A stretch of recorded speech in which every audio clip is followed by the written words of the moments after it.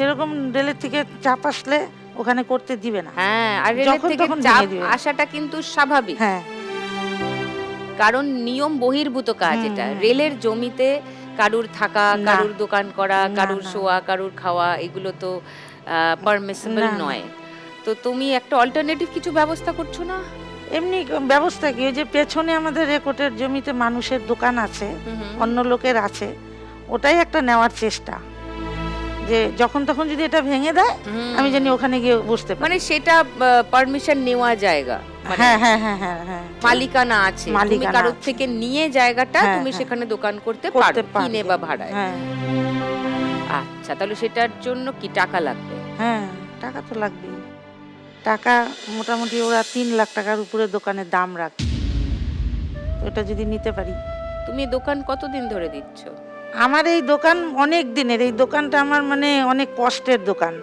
আমার ছোট ছেলে যখন মাধ্যমিক দেয় তখন আমার ছোট ছেলে ওই দোকানটা বসাইছে। মাধ্যমিক দিয়ে দোকান বসিয়েছিল? হ্যাঁ। আর পড়াশোনা করে না, করছে। মানে ওই দোকান, আমার ছোট ছেলে দোকানও করছে, পড়াশোনাও করছে, ওকে। অনেক কিছু আমার ছোট ছেলে এসে করছে। করার পরে লকডাউন যখন হয়, মেয়ে বিয়ে দিলাম লকডাউনের আগে, ঠিক 2018 সালে মেয়ে বিয়ে দিছি। 19 সালের থেকে আমরা একটু বিপদে পড়ে গেলাম, 20-তে আবার লকডাউন হয়ে গেল, খুব বিপদে পড়ে গেলাম। ছেলে ওর মাঝখান থেকেই উচ্চ মাধ্যমিক, কলেজ সবই কমপ্লিট করছে। তো মেয়ে পড়াশোনা করলো না? হ্যাঁ, মেয়েও করছে।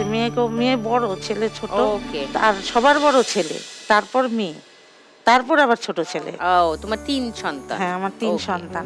তো বড় ছেলে কি করে? বড় ছেলে আগে তো বাইরে বাইরে কাজ করত, কলকাতা, যখন যেখানে কাজ পাইতো ওখানেই থাকতো। ওকে।